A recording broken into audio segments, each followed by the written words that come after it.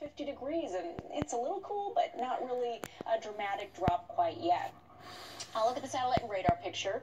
Also a partly cloudy day. It's been nice enough. We've seen a couple of initial sprinkles at the ocean beaches, but that's not the main part of the storm. That's still due in tomorrow. Highs elsewhere today, or current temperatures elsewhere today, I should say. Anywhere from a chilly 43 around Forks and Quileute on up into the mid-50s. So there's a touch of spring for you in the southwest interior between Lewis and Clark counties. Back to 46 currently out of Everett. So what about that big change tomorrow? This is the weather maker. It's this area of low pressure you see starting to get going there off the BC coastline. And then in the interior of Canada, we have a lot of really cold air that's hanging on.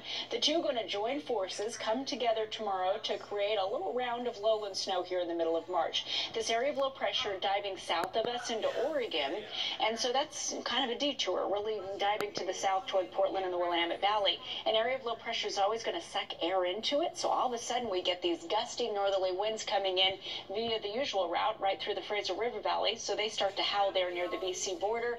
That's what's going to drop our temperatures so dramatically, and then some moisture rotating around this such that we're going to see some mixed rain and snow from time to time tomorrow, not expecting any major accumulations below 1,000 feet. However, a couple of the models, especially into Saturday morning, trying to give us a little round of snow hanging out around Hood Canal and especially around Sequim and Port Angeles. So if any of our low terrain sees some measurable snow, most likely would be there on the east end of the Strait of Juan de Fuca Friday into Saturday morning. And again, it's because of those gusty winds coming through the Fraser. Sometimes it creates a little snow engine there around the strait, and that looks like it's in the cards for the next 48 hours. Otherwise, overnight and through tomorrow, we do start to pull in that precipitation as that next weather maker gets a little bit closer. And look at the drop. Upper 30s tomorrow around Redmond, 38 out of Gig Harbor. So a real biting change tomorrow we all have to prepare for. Low 40s through the Strait and back in toward Lummi Island and the San Juans as well. Ocean beaches, some mixed rain and snow from time to time, but no accumulations expected for you. Eastern Washington, you do have some winter weather advisories and warnings up because for parts of the basin, parts of the Okanagan area, going to see some measurable snow on the ground as we head into Friday and Saturday. Look at the Cascades. Preston, you were talking about the ski resorts.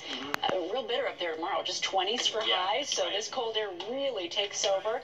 It's gone again by the time we hit the second half of the weekend. And then look at next week. We're back into the upper 50s by Tuesday and Wednesday. So our spring-like weather, our luck turns again by St. Patrick's Day. But the next 48 hours are real cold. So for those who are thinking about going up to go snowboarding or skiing, this is going to be some decent snow. It will be a couple of inches, really, up over the Cascades at best. Really, the Olympics get hit a lot harder than the Cascades do tomorrow. Thanks. Thank you. We'll be right back. Tonight.